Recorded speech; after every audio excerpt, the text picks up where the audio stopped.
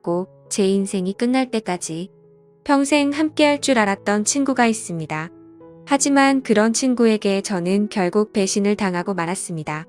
친구와 저는 흔히 말하는 어릴 적부터의 친구 사이는 아니었지만 그 누구보다도 서로를 가장 잘 알고 가까웠다고 생각했고 또 의지했었던 사이였죠.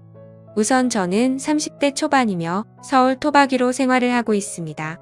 그 친구를 처음 알게 된 지도 벌써 10년이 훌쩍 넘은 얘기죠. 친구를 처음 알게 되었을 때는 대학교 때 시절 알게 되었습니다. 처음 대학교를 가는 날 마치 학창시절처럼 낯선 사람들이 가득했죠. 그런데 제 옆자리에 앉았었던 그 친구는 제게 먼저 말을 건넸습니다. 자신은 어릴 때부터 제주도에서 자라서 낯선 환경이라 저에게 잘 부탁한다고 하더라고요. 근데 저도 서울에 살았을 뿐이지 여기 있는 모든 게 다 낯설고 부담스러운데 이런 부탁을 하니 뭔가 부담스럽긴 했지만 반갑기는 하더라고요. 근데 그 친구의 성격은 그렇게 타고난 사람이었죠. 처음 보는 사람에게도 아무렇지 않게 다가가는 그런 성격의 친구였습니다. 그때 당시에는 저도 너무 부담스러운 자리였기에 말을 걸어주니까 고마웠습니다. 제게는 낯선 환경에서 도움이 돼주었던 친구였죠. 그 친구와 저는 어떻게 보면 아무도 모르는 낯선 사람들 가운데 처음으로 친구가 된 셈이었습니다. 그래서 같이 많은 시간을 함께 붙어 다녔고 결국 동아리까지 같이 들어가게 되었습니다. 지금은 그렇지 않겠지만 제가 대학교 생활을 할 때만 해도 특정 동아리는 마치 군대 마냥 군기가 엄청 강했습니다. 저는 동아리 활동은 취미라는 생각이 강했었고 언제든지 그만두면 그만이지라는 생각이 있었습니다. 하지만 그때 당시 제가 그 동아리에 들어가게 된 이유가 있었죠. 왜냐하면 지금의 제 아내가 그때 제가 짝사랑했었던 여자였습니다. 대학교에 오자마자 반했던 여자였죠. 저희 학과 특성상 대부분 남자들이어서 그런지는 모르겠지만 제 아내는 그때 당시에 몇 명 안 되는 여자들 중에서도 아주 인기가 많았죠. 지금에서야 하는 말이지만 저 말고도 고백을 많이 받았다고 했던 걸 들었습니다. 아무쪼록 저는 신입생 환영회에서 제 아내를 처음 만나게 되었고 예쁜 외모에 밝고 털털한 성격에 첫눈에 반하게 되었습니다. 그래서 가까이 지내고 싶었고 매일 같이 보고 싶었죠. 하지만 평상시에 마주치고 싶어도 잘 보이지가 않더라고요. 그래서 저는 도대체 왜 잘 보이지가 않나 싶어서 원인을 찾아봤습니다. 알고 보니 제 아내는 학과 생활보다도 동아리에 더 뜻이 깊었던 건지 수업 시간 외에는 늘 동아리에 있더라고요. 그래서 잘 보이지 않는 이유가 동아리 때문이란 걸 알게 된 후로 저는 그 동아리에 가입을 하게 되었습니다. 근데 제 친구도 제가 가입한 동아리를 따라서 가입하더라고요. 그때는 단순히 저를 따라서 가입한 걸로만 알고 있었습니다. 그것도 10년이 넘게 그런 생각을 갖고 있었던 거죠. 그때 당시에는 많은 게 즐거웠습니다. 성인이 되고 나서 술을 마시는 것도 새롭고 즐거웠고 동아리에 가서 스트레스를 받을지언정 제가 사랑하는 아내를 매일같이 볼 수 있었으니깐요. 그런데 그런 마음만 가지고 적성에 맞지 않는 동아리에서 오랜 시간을 보내기에는 많은 고통이 뒤따르더라고요.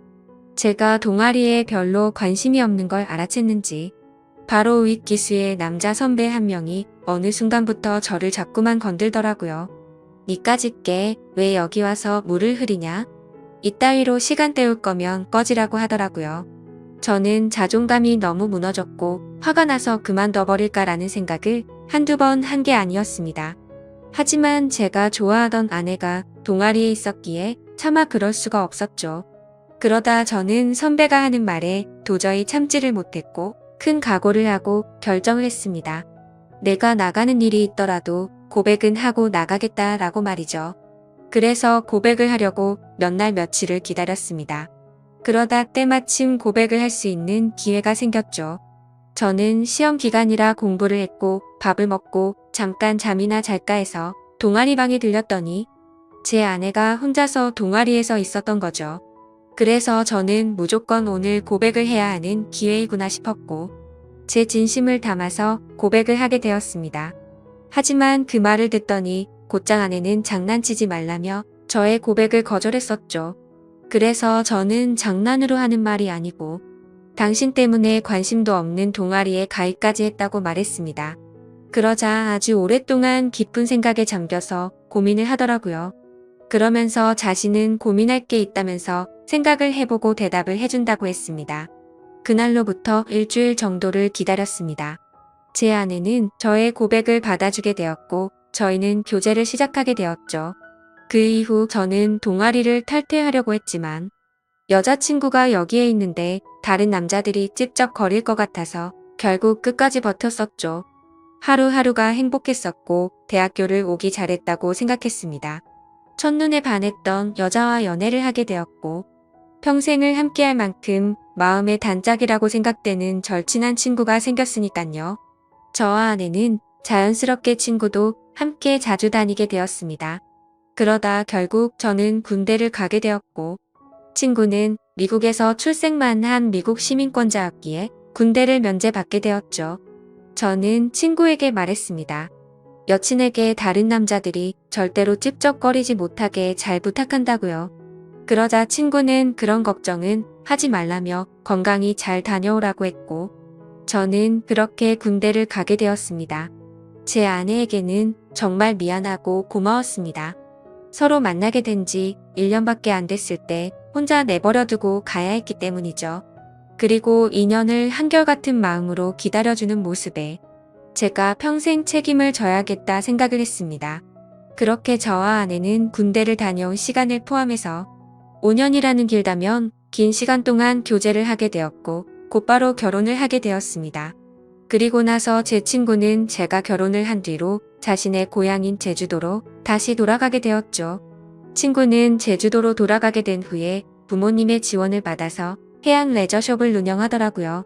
그렇게 사업을 성공적으로 이룬 친구는 젊은 나이에 억대가 넘는 연봉으로 성공한 삶을 이루었고 저는 그저 그런 평범한 직장에 취직을 하게 되었습니다.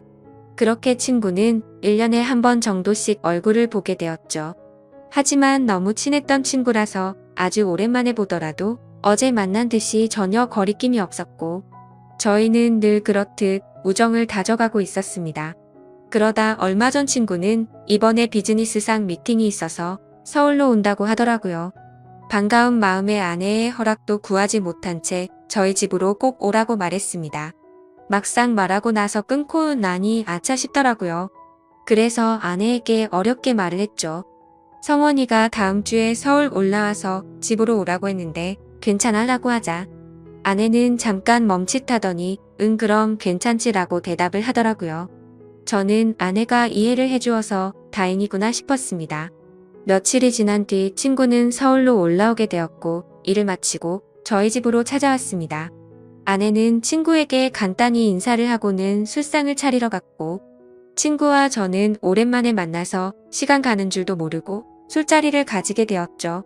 그렇게 한창 술을 마시고 자고 일어났더니 친구는 여전히 잠을 자고 있었고 저는 늦잠을 자버리는 바람에 정신없이 출근을 했습니다.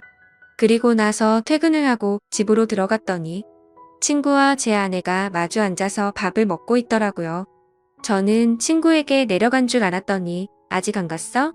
라고 묻자 친구는 아직 일이 덜 끝나서 며칠만 더 있다가 간다고 하더라고요. 그러자 아내는 서울에 아는 사람도 없고 여기에 친구가 있는데 굳이 딴 데 가지 말고 저희 집에서 머물러도 된다고 말하더군요. 친구는 너무 민폐가 아니냐며 괜찮냐고 하는데 뭐라고 하겠습니까?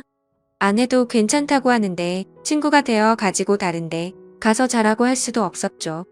저도 네가 괜찮으면 여기에서 지내도 된다고 했고 친구는 곧바로 고맙다고 대답을 했습니다.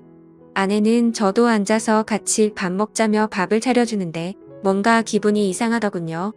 열심히 일하고 집에 들어왔더니 아무리 친구라지만 아내와 단둘이서 밥을 먹고 있다는 게 찜찜했습니다. 하지만 제가 너무 과하게 생각하는 거 아닌가 싶어 그냥 그러려니 할 수밖에 없었죠. 옷을 갈아입고 식탁에 앉으니 비싼 한우가 놓여져 있었고 온갖 음식이 푸짐히 차려져 있더라고요. 저는 아내에게 이게 뭐냐고 묻자 친구가 대답하더라고요. 제 아내가 먹고 싶어 해서 아까 같이 장 보다가 자기가 샀으니 부담 갖지 말아달라고 했습니다. 그래서 둘이 같이 장도 보러 갔다 왔냐고 묻자 친구는 술도 깨고 산책도 할 겸 같이 다녀왔다고 하더군요. 아무리 친한 친구라도 그렇지 이건 아니다 싶었고 그때부터는 기분이 좋지가 않았습니다. 그리고는 그날은 평소에 술은 입에도 대지 않던 아내도 합세하여 셋이서 술을 마시게 되었죠. 어느 정도 술이 들어가자 갑자기 아내는 친구에게 온갖 칭찬을 하더군요. 어떻게 너는 나이가 먹어도 아직도 예전 그 모습 그대로냐며 섬에 살아서 그런지 피부도 까무잡잡한 게 왜 이렇게 몸이 좋냐며 묻더라고요. 그러자 친구는 만져볼래? 하면서 힘을 주더니 그걸 또 만져보고 아내는 좋다고 웃더라고요. 그때부터는 그냥 기분이 더러웠습니다. 남편을 옆에 두고 이것들이 무슨 짓거린가 싶었죠. 저는 조용히 술만 마셔댔고 친구와 아내는 약간은 제 눈치를 본 건지 화제거리를 돌리더군요. 아내는 친구에게 요즘 경기도 안 좋을 텐데 제주도에도 피해가 크지 않냐며 물었고 친구는 자신이 하는 사업은 관광지 특혜를 받아서 그런지 크게 영향을 받지 않아 딱히 문제가 없다고 하더라고요. 그러면서 다음에 저와 같이 여행을 오면 풀코스로 관광을 시켜준다고 하더니 다른 거 걱정 말고 비행기만 타고 넘어오라며 말하더군요. 아내는 그 말에 좋다고 싱글벙글 웃는데 그때 저는 할 말이 없었습니다. 사실 아내에게 미안한 일이 있었던지라 거기다 대고 제가 뭐라고 말도 못했었죠. 결혼하고 얼마 지나지 않은 시점에 저는 지인의 권유에 투자를 하게 되었고 결국에는 사기를 당했습니다. 그때는 아내에게 조금 더 안락한 삶을 살게 해주고 싶은 마음에 과감히 투자를 했지만 오히려 빚더미에 앉게 만들어서 생활을 더 힘들게 만들어버렸죠. 그래서 비싼 한우 같은 건 꿈도 꾸지 못했고 여행이라고는 신혼여행 이후로 단 한 번도 가지 않았으니 저는 도저히 할 말이 없었습니다. 기분도 좋지 않고 화를 내기도 애매한 마음에 그만 자리를 끝내고 싶었죠. 그래서 저는 제가 자리에서 일어나면 술자리가 끝날 줄 알고 말했습니다. 오늘은 피곤해서 먼저 일어날게 라고 했더니 친구는 벌써 자려고? 아쉬운데 조금 더 마시지 하더니 그럼 피곤할 텐데 먼저 들어가서 쉬어 우리는 조금만 더 마실게 라고 하더군요. 그러자 아내도 일어날 생각이 없는지 내일은 지각하지 말고 알람 꼭 맞춰놓고 자라고 하더라고요. 속으로 진짜 부글부글 끓었습니다. 자존심이 상해서 다시 앉기도 뭐했고 그냥 샤워를 해버리고는 자러 먼저 들어갔습니다. 그런데 그 기분으로 잠이 올 리가 없죠. 자정이 다 되어갈 때까지 그 둘은 하하호 웃으며 떠드는데 친구고 뭐고 엎어버릴까 싶었지만 너무 쪼잔해지는 것 같아서 그냥 참고 있었습니다. 그렇게 잠에 못 들고 누워있는데 갑자기 작게 들리던 소리조차 들리지 않더라고요. 그러더니 1분 정도가 지나자 의자 빼는 소리가 들렸고 설거지를 하는 소리가 들렸습니다. 그래서 저는 물을 마시는 척하면서 거실로 나가봤더니 아내는 설거지를 하고 있었고 친구는 보이지가 않았습니다. 친구는 어디 갔냐고 물었더니 담배 피러 나갔다고 하더니 저보고 아직 안 잤냐고 묻더라고요. 저는 목이 말라서 잠이 깼다며 물을 마시고 방으로 들어갔고 아내는 설거지를 끝마치고는 방으로 들어오더군요. 그날 밤 저는 자는 둥 마는 둥 너무 짜증이 나서 잠을 뒤척였고 다음날 굳이 자고 있는 친구를 깨워서 집 밖으로 데리고 나왔죠. 친구에게는 거짓말이라도 해서 내보내야 되겠다 싶어서 말했습니다. 진짜 미안한데 아무래도 아내가 조금 불편해하는 것 같다고 했더니 친구는 아 그랬구나. 내가 너무 눈치가 없었지 라며 미안하다고 하더군요. 그러더니 어차피 오늘 저녁에 내려가려고 했다면서 미팅 다녀와서 저녁에 들어올 것 같은데 그때 짐 챙겨서 나간다고 하더라고요. 저는 그래서 오늘 나도 외부 미팅이 있어서 저녁에 얼굴은 못 볼 것 같다고 했습니다. 항상 미팅 끝나고 술자리를 하는 자리라 늦을 것 같은데 조심히 내려가라고 미리 작별 인사를 했습니다. 그렇게 인사를 마치고 친구는 미팅이 있다면서 택시를 타고 갔고 저도 회사로 출근을 했습니다. 그런데 괜히 쓸데없이 늦게 들어간다고 말한 것 같아서 계속해서 찜찜하더라고요. 오늘 외부 미팅을 갔다가 술자리를 가지면 절대로 빠질 수가 없는 자리였기 때문이죠. 그러면서 어제 아내와 친구가 나눴던 대화도 다시 떠올랐고 참아해선 안 될 상상까지 들더라고요. 그런 말도 안 되는 상상을 하다 보니 제 정신이 아니었던 건지 집에다가 카메라라도 설치해야겠다 싶었습니다. 이미 온갖 더러운 생각을 가진 저는 밥 생각도 없었고 점심시간을 이용해서 초소형 카메라를 사서 집으로 갔습니다. 아내는 항상 그 시간에는 운동을 가는 시간이라 집은 역시나 비워져 있더라고요. 저는 얼른 안방에 카메라를 설치했고 다시 회사로 돌아갔습니다. 그렇게 저녁이 되었고 친구와 아내에게 연락을 했습니다. 친구는 지금 미팅이 일찍 끝나서 비행기를 타러 간다며 다음에 보자고 대답을 했고 아내는 친구 배웅해주고 집에서 쉬고 있다고 대답을 하더라고요. 그래서 저는 내가 너무 제정신이 아니었구나 생각을 하면서 괜히 쓸데없는 돈 썼네 싶었습니다. 그렇게 저는 외부 미팅을 갖고 술자리를 마친 뒤에 집으로 들어갔습니다. 항상 그 자리는 만취 상태가 될 때까지 마시는 자리였기에 그날도 저는 만취 상태가 되어 있었죠. 집으로 들어가 보니 친구는 없었고 그 정신없는 와중에도 뭔가 찜찜한 기분이 풀린 것 같고 좋더라고요. 그렇게 저는 침대에 눕자마자 곧바로 잠이 들었고 아침에 일어나자마자 또 정신없이 출근을 했습니다. 그렇게 하루 종일 일을 하고 있다가 아차 싶더군요. 어제 설치한 카메라를 회수 못한 게 생각이 났던 거죠. 혹시라도 아내가 알아차리면 엄청나게 큰 싸움으로 번질 것 같아서 퇴근하자마자 빨리 치워야겠다라고 생각을 했습니다. 그래서 저는 퇴근하자마자 곧장 집으로 들어갔더니 아내가 집에 없더군요. 아내에게 전화를 했지만 받지를 않았고 어디 갔냐고 카톡을 보냈지만 답장이 없더라고요. 그래서 일단 아내가 들어오기 전에 카메라를 치워야겠다 싶어서 뺐습니다. 근데 아내는 2시간이 넘도록 전화도 오지 않고 카톡 답장도 오지가 않았습니다. 슬슬 짜증이 나기 시작했고 진짜 아내가 바람이라도 났나 싶었죠. 그래서 저는 갑자기 카메라 생각이 번뜩 났고 저장된 영상을 돌려봤습니다. 근데 정말 너무 충격적인 장면들이 그대로 녹화되어 있더군요. 제가 카메라를 설치하고 집 밖으로 나간 지 2시간 정도가 지나자 남자 여자 목소리가 들려오더니 제 아내와 친구는 방으로 키스를 하면서 들어왔습니다. 정말 그 모습을 보는 순간 바로 욕이 튀어나왔고 소리를 질러댔습니다. 그 둘은 자연스럽다는 듯이 제 침대에 누워서 스킨십을 하는데 너무 역겨워서 도저히 보질 못하겠더군요. 그래서 빨리 감기로 넘겨버렸고 오늘 날짜로 찍힌 영상을 봤더니 제주도로 내려갔다던 친구놈이 또 아내와 제 방으로 들어오는 겁니다. 너무 큰 충격을 받아서 할 말이 없고 생전 처음으로 눈물이라는 걸 흘렸습니다. 슬퍼서 우는 게 아니라 분노가 극도로 치밀어 오르다 보니 눈물이 난다란 걸 깨달았죠. 그러면서 제가 퇴근하기 1시간 전쯤 남편이 들어올 수도 있을 것 같다면서 계속 같이 붙어 있고 싶은데 아쉽다고 하더니 나가서 같이 있자고 하더니 화면에서 사라졌습니다. 제가 그 영상을 보는 중에도 제 아내는 친구놈과 밖에 나가서 같이 붙어 있었던 거였죠.